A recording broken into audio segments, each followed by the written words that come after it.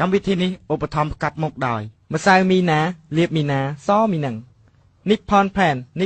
មាន3រសជាតិសូកូឡារសជាតិ Strawberry និងរសជាតិអូយម៉ូយ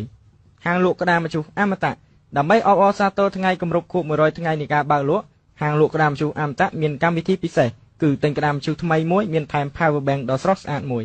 ហាងកោះជប់តារាទាន់សម័យមានទទួលកោររោមជើងក្រងរោមក្លៀករួញត្រង់គ្រប់ម៉ូដគ្រប់ម៉ាកនិងគ្រប់រសជាតិ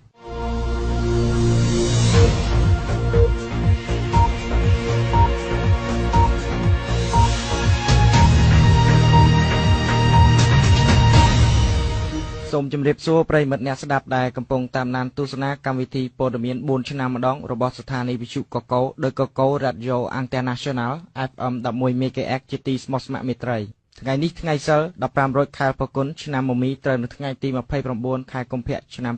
2015យើងខ្ញុំសូមជូនមេតិការព័ត៌មានដូចតទៅរកឃើញមូលហេតុការស្លាប់របស់អ្នកកាសែតពលក្ដួចក្រសួងសម្លឹងឃើញភាពសិចស៊ីក្នុងវិស័យសម្រាមលោកប្រធានាធិបតីបារ៉ាក់អូបាម៉ាចូលរួមជាគណៈអធិបតីក្នុងកម្មវិធីបញ្ចុះខន្ធសីមាក្នុងវត្តធើផាកស្លាប់ពីក្នុងករណីបោកគ្រាប់បែកលេងមួយក្នុងទីក្រុងហុងកុងអាជីវកម្មលក់ទឹកកកឈូសនៅជប៉ុនកំពុងមានភាពពេញនិយមសូមជូនព័ត៌មានពិស្ដាលោកស្រីប្រិយមិត្តអ្នកស្ដាប់ជាទីមេត្រីយោងតាមលទ្ធផលដំបូងនៃការពិនិត្យសាកសពអ្នកកាសែតពលក្ដួចបានបង្ហាញថា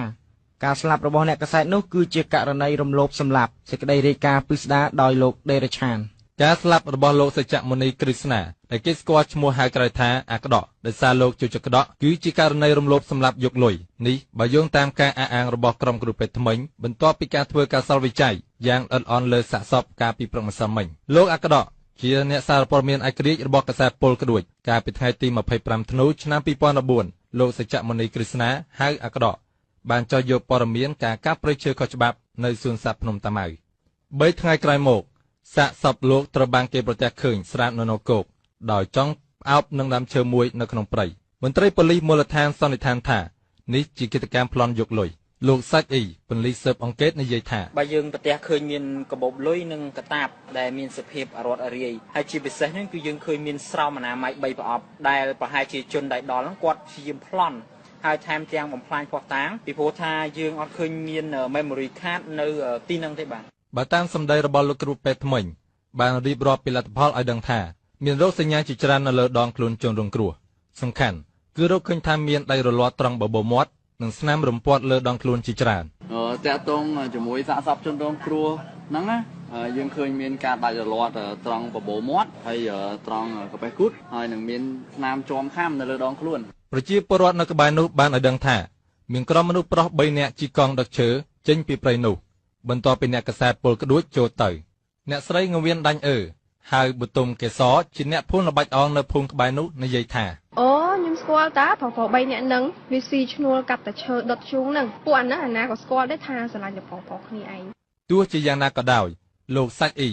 បញ្ជាក់ថាលោកបដិញ្ញាទោះដល់ជើងមេឃក៏នឹងចាប់ជនដៃដល់មកផ្ដន់ទានទោសនៅមុខតុលាការឲ្យទាល់តែបានខ្ញុំដេរឆានវិទ្យុកកោរាយការណ៍ពីបឹងទន្លេសាបលោកស្រីប្រិមិត្តជាទីគោរពរាប់អានរដ្ឋាភិបាលកំពុងតែមានការចាប់អារម្មណ៍ចង់វិនិយោគលុយរាប់រយលានដុល្លារក្នុងវិស័យសម្រាមសេចក្តីរាយការណ៍ពិស្ដារពីអាប៉យដោយសារតែវិស័យកសិកម្មមានការរីកចម្រើនជាលំដាប់ថ្មីនេះរដ្ឋាភិបាលបានសម្រេចធ្វើការវិនិយោគទៅលើវិស័យសម្រាមបន្ថែមទៀតឯកឧត្តមសំណល់បំពល់រដ្ឋមន្ត្រីក្រសួងគ្រប់គ្រងធនធានសម្រាមបានថ្លែងនៅក្នុងឱកាសបើកសម្ពោធមជ្ឈមណ្ឌល Agile Enterprise Agency ថាសក្តានុពលវិស័យសម្រាមគឺជាឱកាសមួយក្នុងការប្រកួតប្រជែងនៅក្នុងតំបន់ជាក់ស្ដែងនាពេលបច្ចុប្បន្ននេះយើងមានភ្នំសម្រាមចំនួន5ដែលលាតសន្ធឹងលើផ្ទៃដីរាប់ពាន់ហិកតាភ្នំសម្រាមទាំងនោះបានផ្ដល់ក្លិនគ្រប់រសជាតិតែក្នុងនោះឧស្ម័នកាបូនឌីអុកស៊ីតប្រមាណជា200លានតោនត្រូវបានរុក្ខជាតិបៃតងតូចធំនៅពីពេញប្រទេសស្រូបយកដើម្បីធ្វើរស្មីសំយោគចិញ្ចឹមសារពាង្គកាយ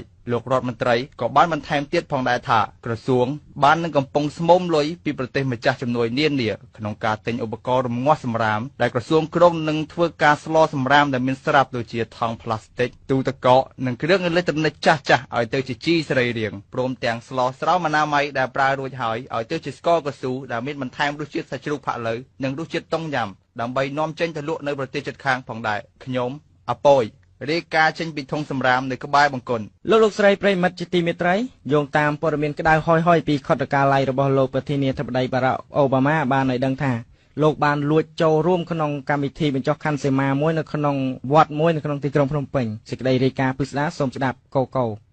យោងតាមខុទ្ទកាល័យលោកអូបាម៉ាបានឲ្យវិទ្យុយើងដឹងថាលោកប្រធានាធិបតីសហរដ្ឋអាមេរិកស្បែកខ្មៅរូបនេះបានចូលរួមជាគណៈអធិបតីយ៉ាងខ្ពង់ខ្ពស់ក្នុងកម្មវិធីបញ្ចុះសីមានៅវត្តផាកកាលពីថ្ងៃបុណ្យណូអែលកន្លងទៅនេះលោកអូបាម៉ាជាមួយនឹងគ្រួសារបានចូលរួមក្នុងកម្មវិធីបញ្ចុះសីមានេះគឺដោយសារតែគ្រូទាយនៅបង់ក្លាដេសបានឲ្យលោកធ្វើដើម្បីកាត់សយក្រោយពីលោកបានចាញ់បៀលោកម៉ាមូអាបាសជំពាក់លុយតុងទីនលោកពូទីននិងចាក់ទឹកភ្លៀងចាញ់លោកស៊ីជីនភីងក៏មានផងដែរនៅអិសរាជជនល្បីល្បាញជុំវិញពិភពលោកដែលបានចូលរួមកម្មវិធីបញ្ចុះសីមានេះដូចជាលោកតិនហ្វីលោកអេមរ៉េបេឡូហ្ស៊ូហ្លូនិងកញ្ញាអូសាវ៉ាជាដើមកម្មវិធីនេះក៏មានការប្រគំតន្ត្រីដែលមានការចូលរួមពីកញ្ញា Taylor Swift ក្រុម One Direction និងលោក Bruno Mars ហើយក៏មានផងដែរនៅការចាប់រង្វាន់របស់ក្រុមហ៊ុនលក់ត្រីងៀត Macbodia ខ្ញុំកូកូវិសុកកូរាយការណ៍ពីវត្តភ្នំ